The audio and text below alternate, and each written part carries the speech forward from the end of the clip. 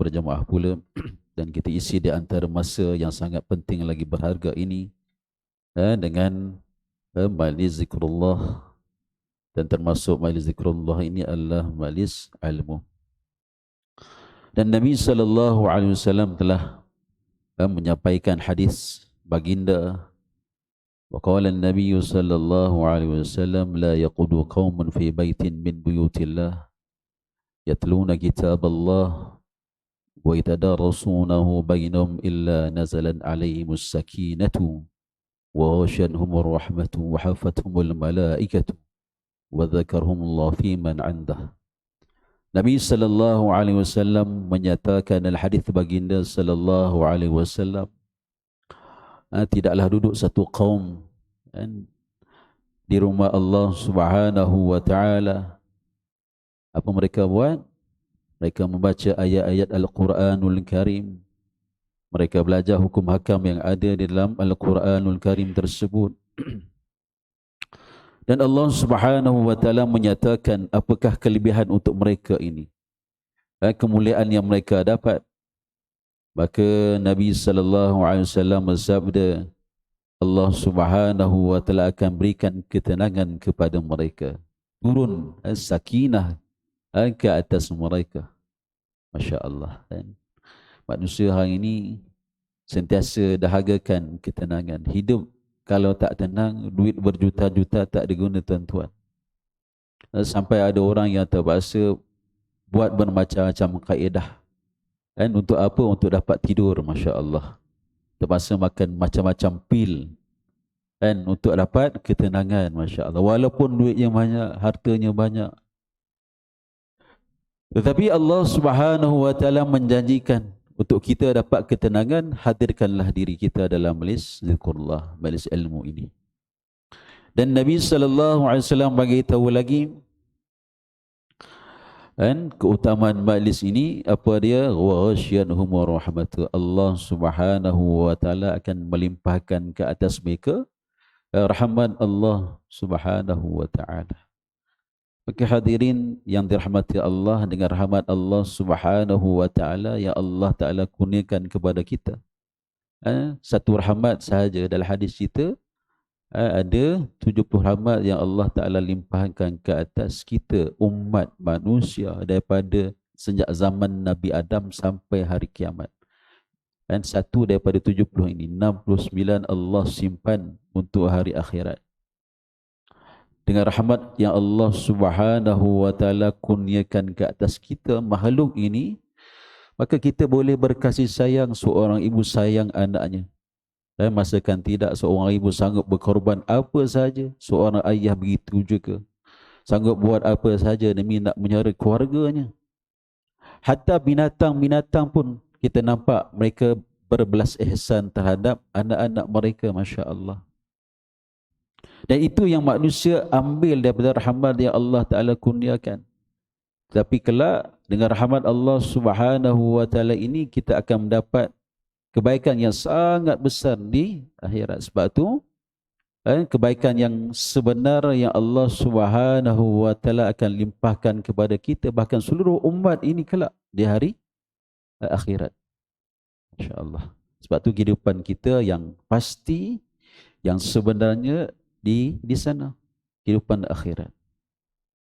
Dan Nabi sallallahu alaihi wasallam menyatakan lagi dalam hadis baginda, wahafathumul malaikatu. Dan majlis kita, Masya Allah, walaupun tak seperti majlis-majlis yang hebat-hebat di luar sana, yang hadir para VIP, orang-orang yang penting, yang ada nama, Masya Allah. Tetapi majlis kita, walaupun kita biasa-biasa, tapi niat majlis kita duduk untuk hidupkan sunnah Nabi, untuk dengar ayat-ayat Quran, hadis-hadis Nabi sallallahu alaihi wasallam, peringatan-peringatan akhirat. Masya Allah, luar biasa, tuan-tuan. Lebih luar biasa daripada majlis yang hari ini manusia sangat mendambakan, kalau boleh aku nak kena ada dalamnya.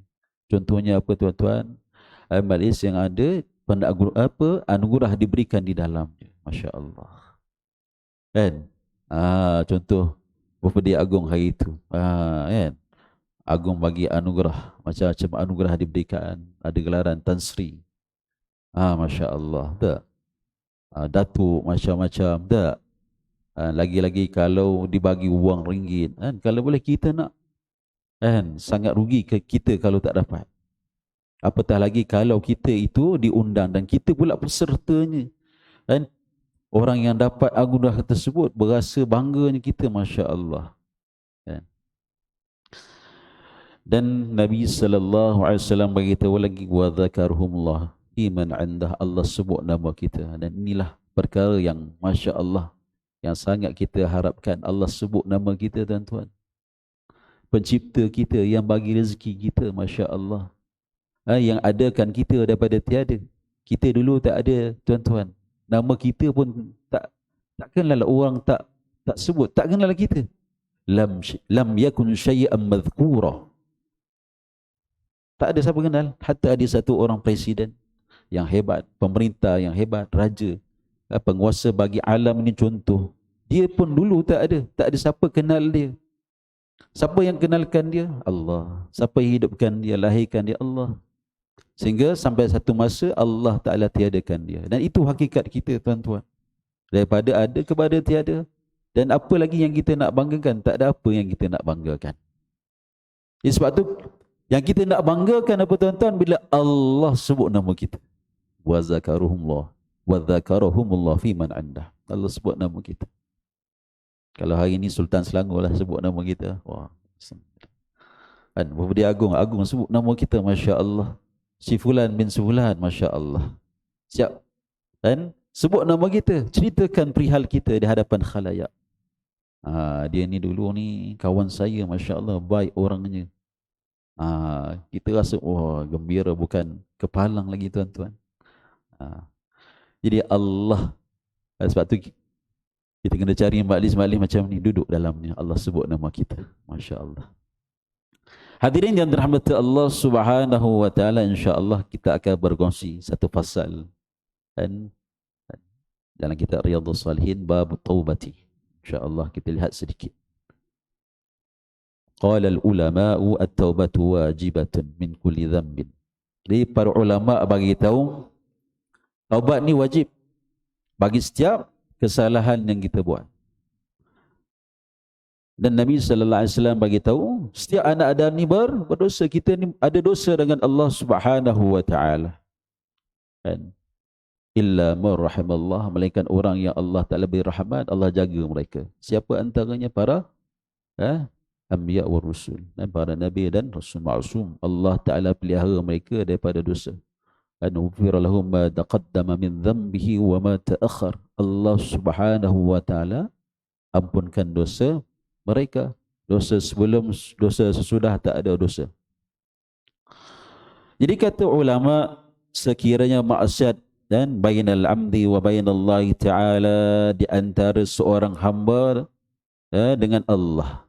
Jadi ada dua keadaan taubat ini, iaitu yang pertama sekali taubat apabila seseorang itu buat dosa dengan Allah. Yang kedua, seorang yang buat dosa dengan anak Adam. Jadi kaedah taubat ni ada beza sikit. Ni kata ulama kita. Dan wa bainal 'abdi wa bainallahi ta'ala la tata'allaq bihaqqi adamiyyin. Yang tidak terkait dengan hak anak Adam. Falaha thalathatu syurut. Maka ada 3 syarat. Jadi taubat di antara kita dengan Allah ada 3 perkara, 3 syarat yang wajib kita buat. Jadi yang pertama sekali ialah hendaklah dia membebaskan diri dia anil ma'asiyati ayyuqli'a anil ma'asiyati. Hendaklah dia cabut diri dia, bebaskan diri dia daripada perkara maksiat itu. Maka jangan dia buat lagi. Contoh dia itu adalah orang yang disebut sebagai kaki judi. Maka syarat taubat dia pasal judi ini adalah dosa yang dia dengan Allah. Dan Allah Ta'ala haramkan judi itu. Jadi kalau dia nak bertaubat daripada perbuatan judi itu, maka dia kena tinggalkan dosa ataupun perbuatan judi itu. Jangan dia berjudi. Itu yang pertama. Kemudian yang kedua, hendaklah dia menyesal atas perbuatan yang telah dilakukan tadi. Iaitu apa? Contoh tadi berjudi, maka dia menyesal, Masya Allah. Dia telah melakukan perbuatan yang Allah Ta'ala cukup tidak suka itu, iaitu judi. Maka dia menyesal. Yang pertama, dia tinggalkan perbuatan dosa tadi. Yang kedua, menyesal dia. Dan yang ketiga, hendaklah dia apa? Berazam. Berazam alla ya'udha ilaiha abada. Dia berazam sungguh-sungguh untuk dia tidak kembali kepada perbuatan dosa tadi selama-lamanya. Jadi kalau dia buat judi tadi, dia main judi tadi, maka dia berazam sungguh-sungguh sesudah dia tinggalkan perbuatan judi tadi, main judi tadi, dia menyesal, dia menyesal. Dan yang ketiga, maka dia kena berazam untuk tidak ulang kembali kepada dosa tadi, iaitu berbuat judi tadi. Fa in fuqida ahadu salasati lam tasih taubatu. Jadi kata ulama, 3 syarat ini kalau salah satu gugur, tak cukup, tak sah taubat dia. Jadi taubat daripada dosa yang dia buat, iaitu terkait perkara yang terkait dengan dosa dia dengan Allah. 3 syarat ni mesti kena sempurna. Meninggalkan dosa, menyesal daripada perbuatan dosa, dan dia berazam untuk tidak ulang daripada melakukan perbuatan dosa ini. Maka 3 cukup, 3 perkara ni cukup, maka taubatnya insya-Allah kata ulama akan diterima oleh Allah. Adapun kalau dosa itu, maksiat itu terkait dengan hak anak Adam, fa syurutuha arba'atun, kata ulama syarat dia ada 4. Tambah lagi jadi yang 3 tadi sama juga. Contoh apa? Dosa yang terkait dengan anak Adam. Contohlah dia mencuri. Betul? Dia mencuri. Allah Ta'ala haramkan curi. Dan dosa curi ini terkait dengan hak anak Adam. Dia ambil hak orang. Jadi tambah satu lagi syaratnya. Dia apa tadi syaratnya? Meninggalkan perbuatan maksiat tadi, tak mencuri lagi dah. Yang kedua, dia menyesal. Yang ketiga, dia berazam sungguh-sungguh tak nak ulang jenayah mencuri tadi. Dan satu syarat tadi yang terkait dengan hak anak Adam, iaitulah dia kena minta pelepasan daripada saudaranya tadi. Dia minta halal daripada orang yang telah dia buat dosa tadi. Contoh dia mencuri tadi, maka dia kena cari orang yang dia buat perbuatan mencuri tadi, jumpa, minta maaf, minta halal. Dan kata ulama, sebenarnya wajib dia pulangkan kembali apa yang telah diambil tadi. Wa in kana had qadhahu wa nahwahu, kata ulama, dan sekiranya dia ini buat satu perbuatan yang terkait dengan had qazaf. Contoh dia menuduh saudaranya tadi sebagai ahli maksiat, secara jelas kita sebut, kita kata dia ni orang yang telah buat perbuatan yang boleh kena qazaf. Sebagai contoh, dia tuduh saudaranya tadi merogol, contoh. Ini bahaya. Sebab tu jangan mudah kita kata orang ni buat liwat dan sebagainya. Ini perbuatan percakapan yang boleh terkena dengan qazaf. Jadi sebab tu bahaya. Jadi sebab tu kata ulama, dia wajib minta daripada saudaranya tadi kemaafan, keuzuran. Dan adapun kalau terkait wa in kanat ghibah, dan kalau dosa itu terkait dengan dosa yang kita sebut sebagai mengumpat, maka dia kena buat apa? Minta halal lah, jumpa orangnya tadi. Jadi mudah kita kata, sebarang jenayah dosa yang terkait dengan hak anak Adam, maka cara taubatnya tambah satu, jumpa orang yang kita buat salah tadi, minta maaf. Kalau orang yang kita buat salah tadi minta ganti rugi, maka kita wajib bayar ganti rugi. Minta pulang balik barang yang diambil, maka kita wajib kembalikan barang yang kita ambil tadi. Dan kata ulama lagi, sebenarnya banyak dalil. Waqad tazaharat dalailul kitab wa sunnah. Dan banyak dalil yang Allah Subhanahu wa taala sebut dalam Al-Quran dan juga dalam hadis Nabi sallallahu alaihi wasallam ala wujubi taubat, atas wajibnya bertaubat. Qala Allah Subhanahu wa ta'ala wa tubu ila Allah jami'an ayyuhal mu'minuna la'allakum tuflihun.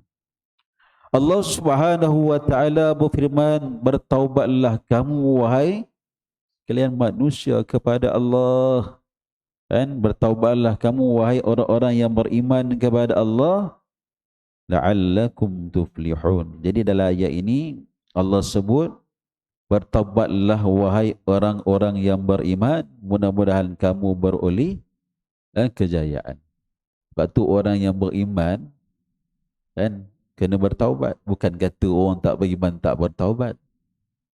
Orang yang tak salah ni Masya Allah luar biasa. Kan? Kalau ikut taubat kepada orang yang bersalah, perintah Allah. Sepatutnya kepada ahli maksiat, kepada mereka yang buat dosa salah dengan Allah, Allah perintah taubat. Tapi dalam ayat ini Allah suruh orang yang beriman supaya bertaubat. Kerana apa? Sifat orang yang beriman sentiasa merasakan diri mereka bersalah. Rasa mereka buat amal tapi takut Allah Ta'ala tak terima amal mereka. Dan begitulah sikapnya Nabi SAW dalam nak mentarbiah kita umat. Dan Nabi SAW tunjukkan kita satu teladan yang sangat luar biasa. Dan Nabi SAW di antara amalnya yang kita lihat, yang kita memang dah mulazamah amal ini, apa dia? Lepas solat kita istighfar. Kenapa? Sabit dalam hadis tentang amalan Nabi SAW macam itu. Lepas solat istighfar. Kan? Sebab tu kalau kita lihat satu falsafah yang cukup hebat yang Nabi ajar kita. Dan sudah kita buat kebaikan, kita merasakan kebaikan kita ini banyak kekurangan. Kan, tak ada satu orang yang boleh buat jaminan saat dia buat kebaikan Allah pasti terima. Tak tahu. Kan? Tak tahu. Ada siapa boleh buat jaminan? Tak ada. Dan sebab tu mudah-mudahan dengan penzahiran kita kepada Allah Subhanahu wa taala, kan? Tadallul kita, ta'abbud kita pada Allah, rasa rendah diri kita pada Allah, mudah-mudahan Allah kesian dengan kita. Dan Allah Ta'ala terima amal ibadah kita. Sebab tu orang yang beriman, dua perkara yang mesti kena ada dalam diri dia, khauf wa raja. Dan rasa takut, rasa pengharapan kepada Allah Subhanahu wa taala. Wa qala Allah Subhanahu wa taala istaghfiru rabbakum thumma tubu ilaih. Jadi dalam ayat yang lain Allah Subhanahu wa taala perintahkan kepada kita mohonlah ampun kepada Allah Subhanahu wa taala. Allah suruh kita kena banyak-banyak mohon ampun. Dalam surah Nuh pun Allah sebut antara keutamaan faqultu astaghfiru rabbakum innahu kana ghaffara. Dan Allah Subhanahu wa taala suruh apa? Suruh kita ni kena banyak istighfar. Hatta Nabi Nuh AS bagi tahu kepada umat dia. Dan kita juga. Umat Nabi SAW yang aula lebih utama untuk kita memperbanyakkan istighfar kepada Allah Subhanahu wa taala. Kerana apa? Allah Subhanahu wa taala sentiasa bersifat memaafkan. Kan? Ghaffara. Kan? Buat salah, kan? Kita minta maaf. Esok hari lagi buat salah, minta maaf. Walaupun berulang-ulang salah, walaupun salah yang sama. Dan Allah Subhanahu wa taala sedia memaafkan. Ini hebatnya Allah yang Maha bersifat Al-Ghaffar. Kalau kita tak sama. Dan orang buat salah dengan kita, masya-Allah sekali, okey. Tak apa, aku maafkan. Bagi can lagi. Dan kali kedua buat salah tuan-tuan, mungkin ada orang bagi can. Tapi kebiasaan tak ada can lah. Gitulah istilahnya kan. No more. Tak ada lagi. Buat sekalah lagi ketiga, okey, report polis, masuk balai lah. Betul tak? Ini tak boleh pakai punya orang ni. Gitu. Tapi Allah Subhanahu wa taala Maha Pengampun, Maha Pemaaf.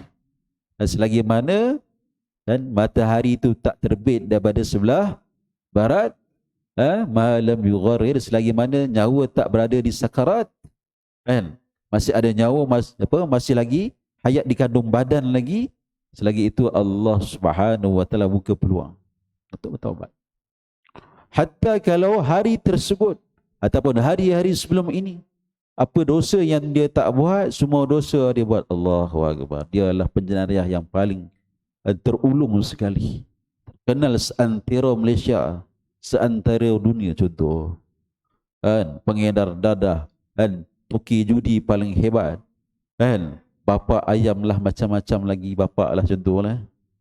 Kan, tapi saat sampai hidayah Allah, langsung dia mohon ampun kepada Allah.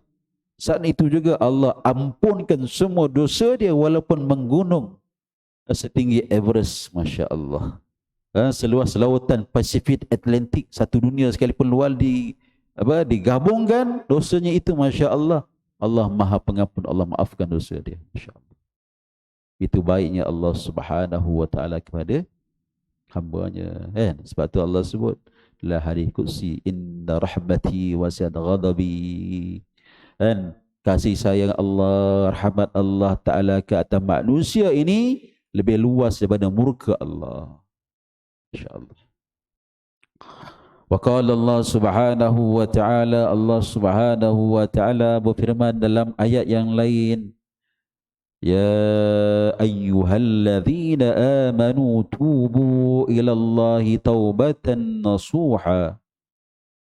Allah Subhanahu wa taala berfirman, wahai sekalian orang yang beriman, bertaubatlah kamu kepada Allah Subhanahu wa taala dengan taubat an-nasuha.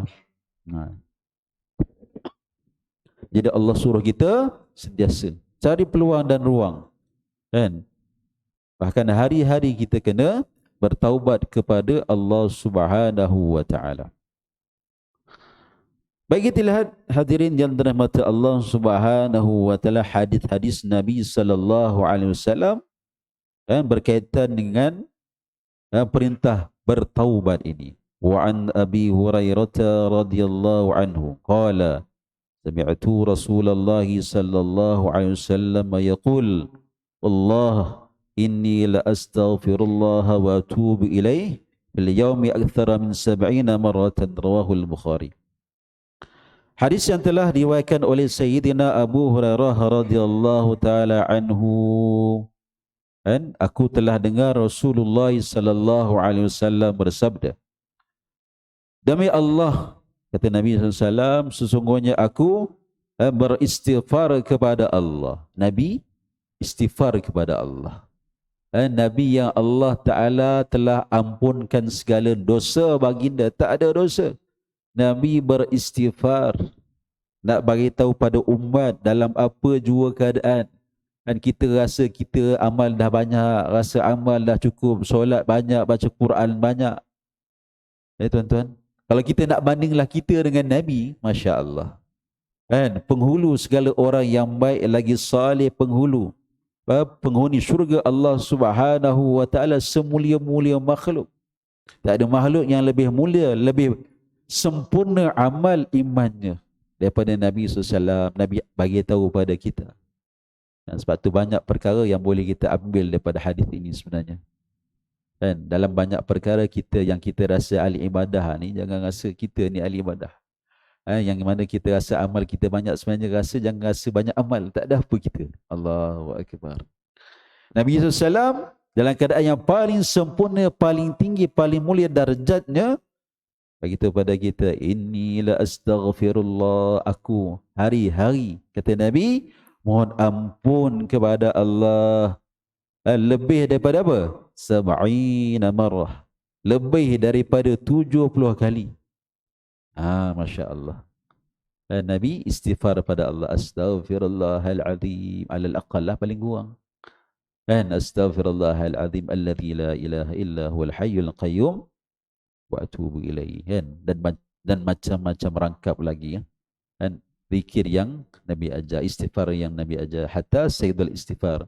Allahumma anta rabbi la ilaha illa anta khalaqtani wa ana 'abduka wa ana ala ahdika wa wa'dika mastata'tu a'udzu bika min syarri ma sana'tu abu'u laka bi ni'matika 'alayya wa abu'u bi dhanbi faghfirli fa innahu la yaghfiru dhunuba illa anta. Masyaallah.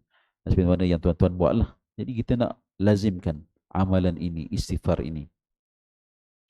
Sebab tu dalam surah Nuh itu, kan, faqul tastaghfiru rabbakum innahu kana ghaffara yursilis samaa 'alaikum midrara. Ini janji Allah orang yang banyak istighfar. Dan wa yumdidkum bi amwalin wa banin wa yaj'al lakum anhara. Kan, orang yang banyak masalah dalam urusan kehidupan dunia dia, masalah kesempitan rezeki, sehingga Allah Ta'ala bagi tahu dalam ayat ini juga kepada mereka yang nak dapat zuriat, kan? Nak dapat anak yang ramai, kan? Kenapa? Banyak istighfar, banyak taubat, kan? Ada banyak masalah dalam urusan rezekinya, niaganya tak jadi-jadi, buka kedai burger tutup, buka kedai basikal pun tutup, buka kedai nasi ayam pun tutup. Masya Allah, ujian. Jadi apa yang nak dibuat? Maka dia kena gandakan amal ibadah dia pada Allah. Di antara amal yang boleh dibuat, banyak taubat, banyak istighfar. Masya Allah. Janji Allah, innallaha la yukhliful mi'ad. Sebab tu kita kena yakin. Sebab tu orang yang beriman kepada Allah, banyak penyelesaian. Nabi SAW bagi tahu, Al-Quran jelaskan pada kita, kembali pada Allah. Kan, kita punya penyelesaian ni bukan macam orang yang batil, nampak keduniaan, nampak kebendaan. Dan Nabi nak ajar kita orang yang beriman pada Allah, jalan penyelesaian kita dalam banyak perkara, walaupun sudut zahir macam tak logik. Betul? Ya, kalau tak ada anak, pergilah hospital dan pergi buat rawatan. Betul tak? Kan? Macam-macam namanya, betul tak tuan-tuan? Allah berujian. Kawan-kawan saya banyak yang Allah uji tak ada anak. Sampai ada, Masya Allah, habis 100,000 pun ada. Tapi Alhamdulillah rezeki Allah. Dah habis 100,000, Allah bagi anak. Dapat anak baru, lahir baru ni, Masya Allah. Kan? Ya, walaupun nampak macam, betul ke ni? Kan? Sehingga Nabi SAW pun bagi tahu dalam hadis kelebihan ziarah contoh, kan? Barang siapa yang nak rezekinya diperluaskan, umurnya dipanjangkan, wal yasil rahimah, kata Nabi, hendaklah dia menyambung silaturahim. Kalau ikut zahir macam lain macam, kan? Ya, kalau tak ada rezekinya sempit, dia pergi kerja overtime ke, kan? Contoh macam itulah. Buat double business ke, triple business ke, betul, tuan-tuan. Tapi Nabi SAW beritahu, penyelesaian kita kembali pada Quran, kembali pada hadis. Tingkatkan takwa kita pada Allah, tambahkan hubungan kita dengan Allah. Masya Allah, kan? Masya Allah, kan? Nak umur panjang, bukan makan saham 5 semata-mata, itu ikhtiar luar kita. Ya, sila.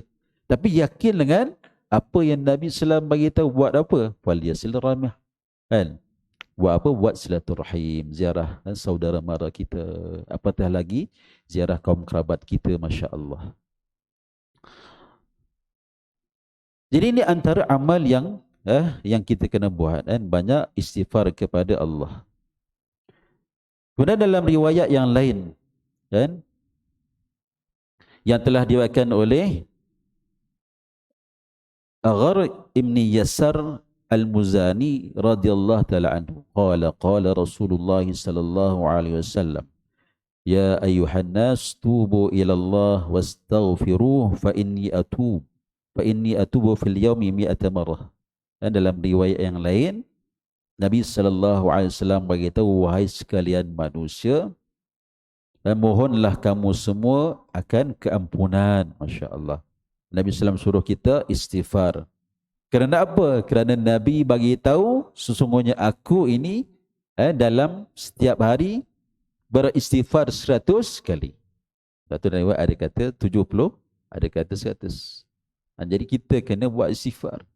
Hari-hari kena istighfar. Pagi petang kena istighfar kepada Allah Subhanahu wa taala. Masya-Allah. Dalam riwayat yang lain, kan, yang telah diriwayatkan oleh Sayyidina Anas radhiyallahu taala anhu berkaitan dengan kisah betapa gembiranya Allah Ta'ala akan taubat seorang hambanya. Lallahi asyaddu farhan bi taubati amdi hina yatubu ilaih min ahadikum kana ala rahilati. Dan dalam riwayat Imam Muslim, Allah sangat-sangat gembira dengan taubatnya seorang hambanya. Ketika mana dia bertaubat, kan? Yang mana tamsilan sebagai satu perumpamaan Nabi cerita, kan? Kalau salah seorang di antara kamu berada di atas tunggangannya, nak cerita ni di tanah Arab, kan? Dia akan berada lah biasa di padang pasir lah, betul tak? Gitu. Biar di falat, kan? Di tanah yang tandus, tanah yang tak ada apa-apa, di padang pasir. Masya Allah. Fan falatata minhu, apa yang berlaku tiba-tiba takdir Allah, tunggangannya lari daripada dia. Dan padang pasir, tuan-tuan, boleh bayangkan, padang pasir, kan, naik unta. Dalam masa yang sama, wa 'alaiha ta'amuhu wa syarabuhu, kan, unta yang hilang ghaib tadi, kan, ada bersamanya apa? Makan minum dia. Dia selai seminggang, tuan-tuan. Gitu. Kalau dalam keadaan sedemikian, tuan-tuan, kan, dia punya cerita dia apa? Mati je. Dan makan minum tak ada, kat padang pasir yang gersang tandus, tak ada apa-apa, makanan minum pun tak ada, memang jawabnya matilah. Dalam fikiran mati. Kalau tak jumpa, maka sudah dia usaha cari sana sini, maka dia rasa putus asa. Fa'isa minha, dia putus asa. Tak jumpa dah, penat. Allahu Akbar, penat dia. Fa'ata syajaratan fattaja'a fi zilliha. Jadi apa yang berlaku lepas dia putus asa, penat, letih, tuan-tuan, kan, unta hilang. Dan maka dia, kan, pergi ke satu pokok, kan, jumpa satu pokok. Maka berbaringlah dia di bawah teduhan pokok tersebut. Dan dalam keadaan dia tadi memang dah berputus asa daripada, kan, haiwan, kan, unta dia tadi yang hilang. Tak jumpa dah. Gitu. Fabayna ma huwa kadzalik idh huwa biha. Dengan takdir Allah, izin Allah, sedang dia baring-baring dalam keadaan yang teramat sedih. Allahu Akbar. Dan unta dia datang. Unta dia datang, tuan-tuan. Masya Allah, Masya Allah. Qa'imatun indah. Untanya berdiri di sisinya. Fa'khadha bi khutamiha, kemudian dia pegang tali pengekang unta dia tadi. Dia takut hilang, tuan-tuan. Allahu Akbar. Thumma qala min shiddatil farah, kemudian dia berkata dalam keadaan dia sedang sangat bergembira tadi. Gembira yang tak boleh nak digambarkan. Pasal apa? Terselamat daripada musibah yang besar, mati. Dan Allahumma anta amdi, sehingga dia tersasul tersebut. Allahumma anta amdi, wahai Allah, engkaulah hamba aku. Wa ana rabbuk, akulah Tuhanmu. Tersasul dia. Dia patut nak sebut, wahai Allah, akulah hamba-Mu, engkaulah Rabb aku, penjaga aku. Masya Allah.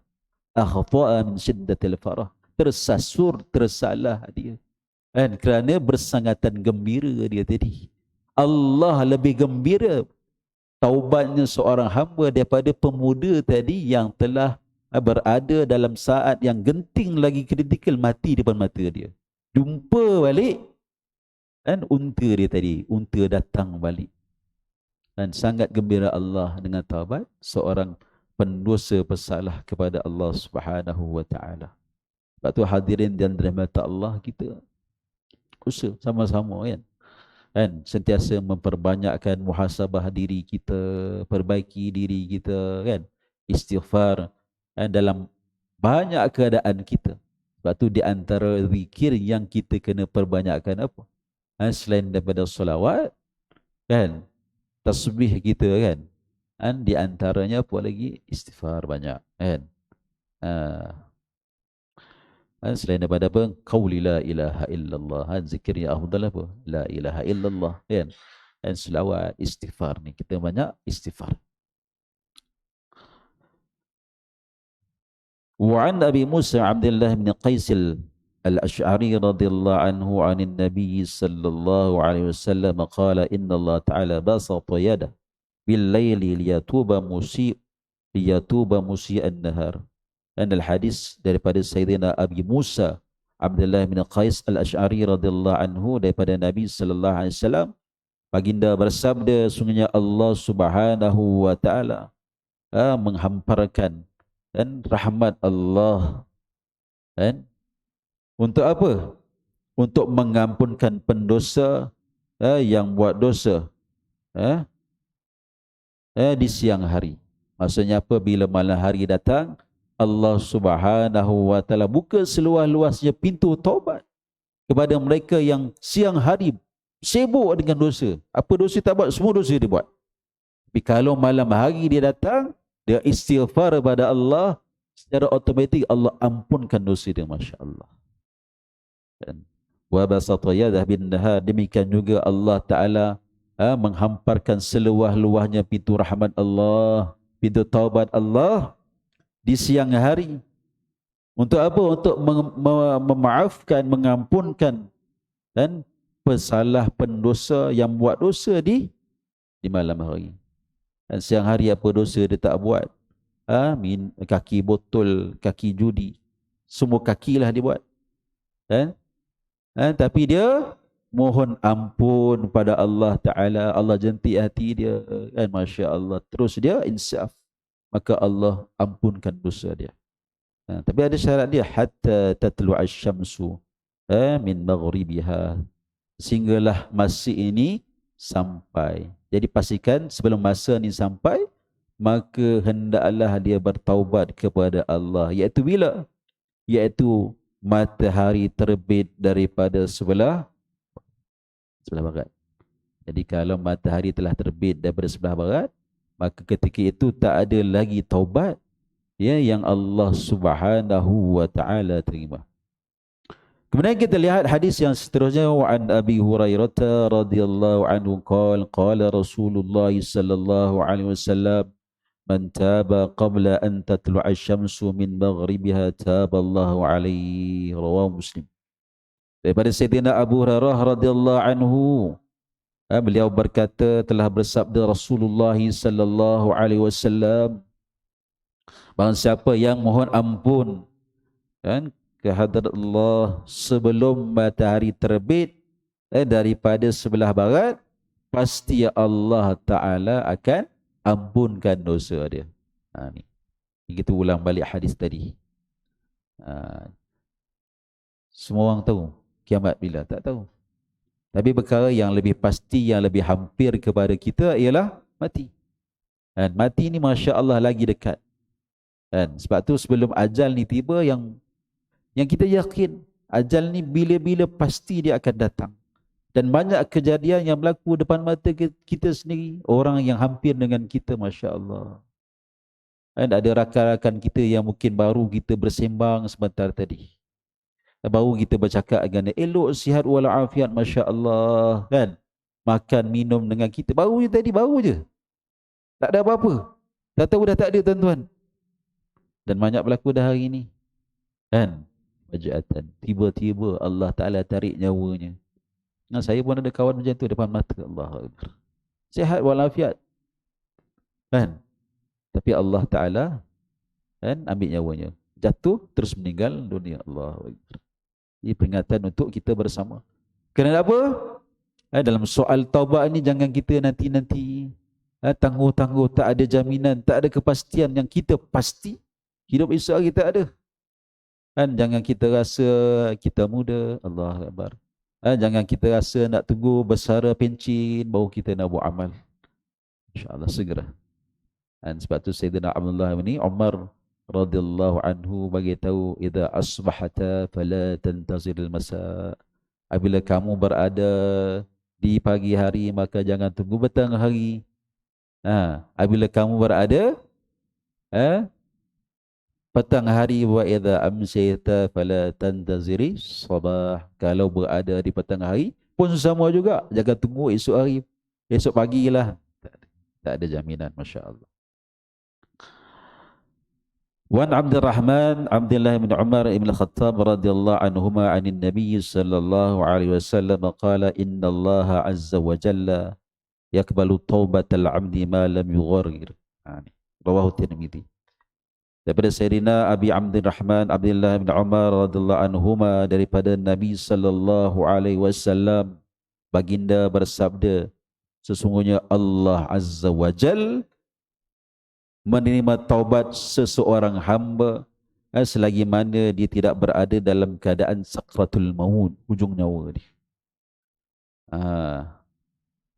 Jadi ini apa yang berlaku, Allah rakam peristiwa yang berlaku kepada Firaun ketika mana dia bersama dengan bala tentera dia nak serang, nak bunuh Nabi Musa alaihissalam bersama pengikut baginda, lari dan lari, kejar dan kejar sampai di Laut Merah.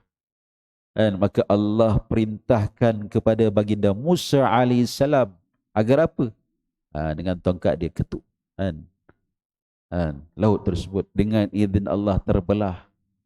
Peristiwa yang kita Masya Allah dengar sebagai tanda mukjizat Allah kepada baginda Musa alaihissalam, terbelah laut.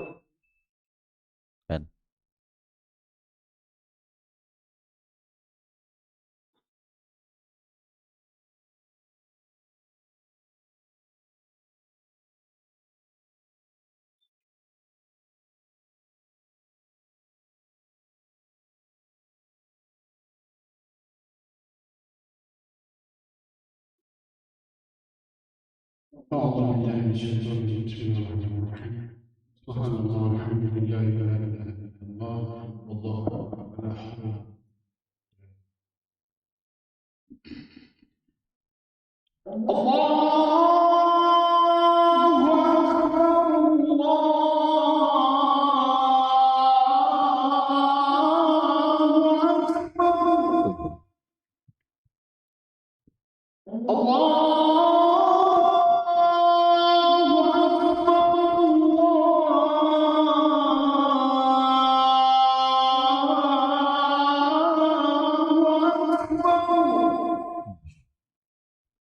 أشهد أن لا إله إلا الله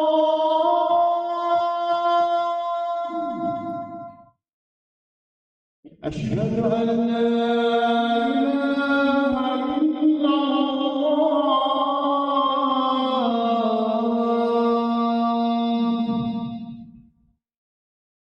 أشهد أن محمدا رسول الله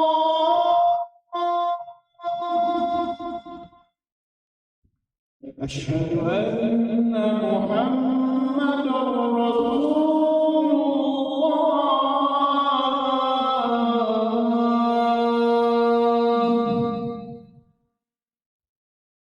حي على الصلاة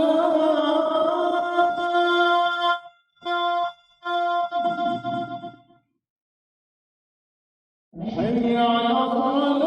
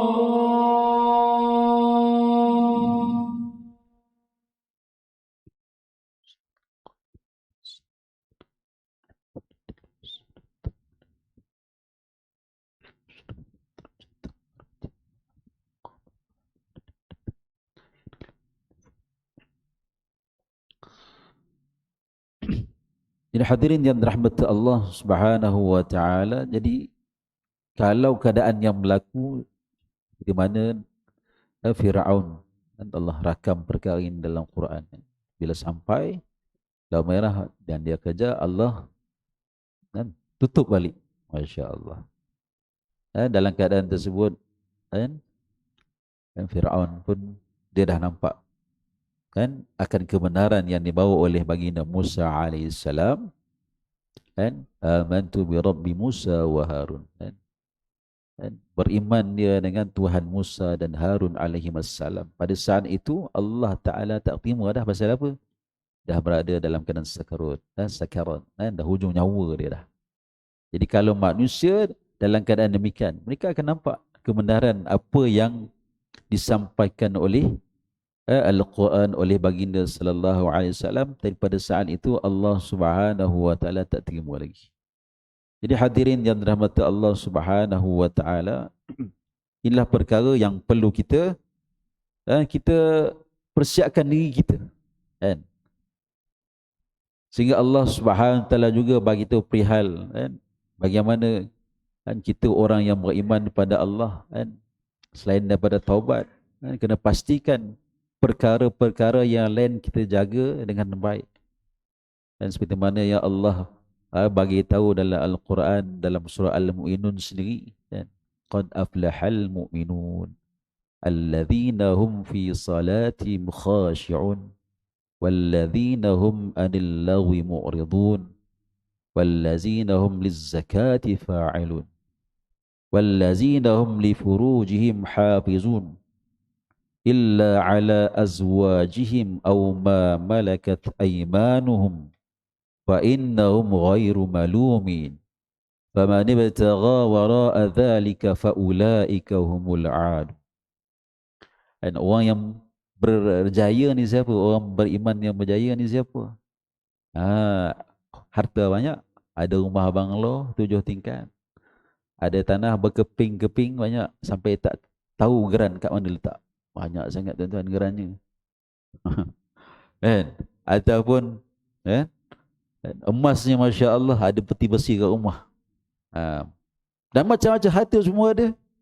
Kan? Luar biasa kayanya. Ada kapal layar lah. Kan? Masya Allah. Kalau kita tengok orang kaya tu macam-macam. Semua nak ditatah dengan duit banyak sangat, tak tahu nak guna. Tapi itu bukan menepati ciri yang Allah Ta'ala kehendaki orang mukminun, orang mukmin yang berjaya. Allah sebut awal-awal, alladzina hum fi salatihim khashi'un, orang yang khusyuk dalam solat. Masya Allah, solat dulu, khusyuk dalam solat, kan? Khusyuk dalam solat. Dan juga Allah Ta'ala bagi tahu antara ciri lain apa dia? Dia ini berpaling daripada walladzina hum anil lagwi mu'ridun. Tinggalkan perkara yang sia-sia tuan-tuan, bukan perkara haram. Perkara yang lagak sia-sia ni pun dia tinggalkan. Kan? Tak suka cakap kosong. Masya Allah. Sebab tu Nabi sebut, man kana yu'minu billah wal yawmil akhir falyakul khaira aw liyasmut. Kan? Barang siapa yang beriman dengan Allah dan hari akhirat, maka hendaklah dia cakap benda baik-baik. Sebab tu orang yang beriman ni dia suka cakap baik-baik je, Masya Allah. Jauh sekali dia nak bergumpat, nak cakap hal orang, apatah lagi fitnah orang. Tak nak. Dan haramkan perkara atas diri dia. Cakap sia-sia pun tak nak. Ini jumpa asyik cerita pisang je, asyik cerita sawit, asyik cerita apa? Kerja, duit, macam mana nak buat duit tuan.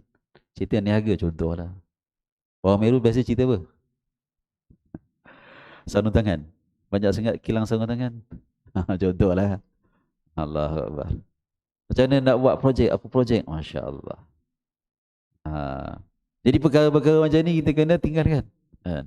Masya Allah. Walladzina hum lizzakati fa'ilun. Jaga zakat dia, Masya Allah. Kan? Wallazina hum li furujihim hafizun. Jaga kemaluan dia melainkan kepada isteri dan hamba sahaya dia. Walladzina hum li amanatihim ra'un. Jaga akan amanah janji mereka. Dan di antara kriteria orang mukmin berjaya apa dia? Amanah, masya-Allah. Janji ditepati, masya-Allah. Walladzina hum ala salawatihim yuhafizun. Dan juga siapa lagi?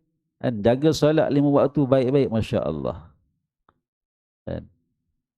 Dan Allah Subhanahu wa taala janji kalau orang mukminun dia punya keadaan macam ini, 7 perkara ni jaga cantik dalam hidup dia, Allah jamin kepada dia, ulaika humul warithun. Mereka inilah orang yang akan mewarisi. Dia akan dapat warisan. Apa warisan dia?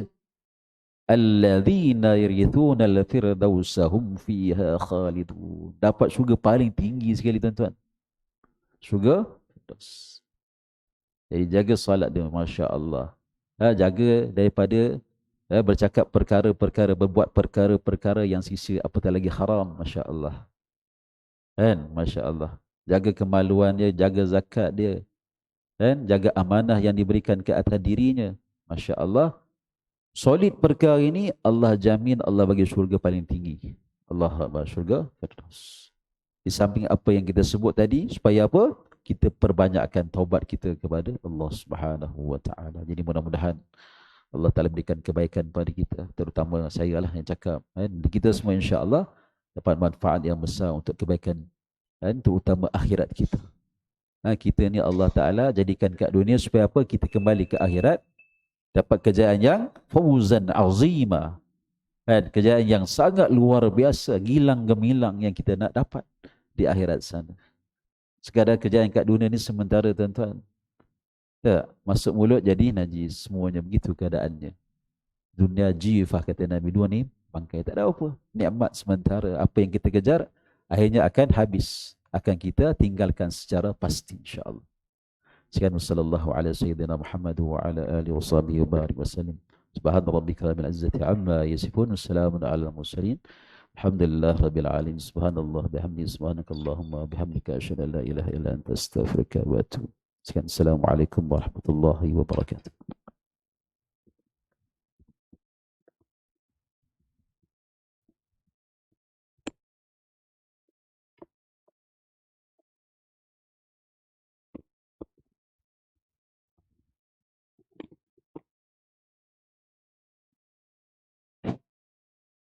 صوف. الله أكبر، الله أكبر. أشهد أن لا إله إلا الله. أشهد أن محمد رسول الله. حي على الصلاة، حي على الفلاح. قد قامت الصلاة، قد قامت الصلاة. الله أكبر، الله أكبر. لا إله إلا الله.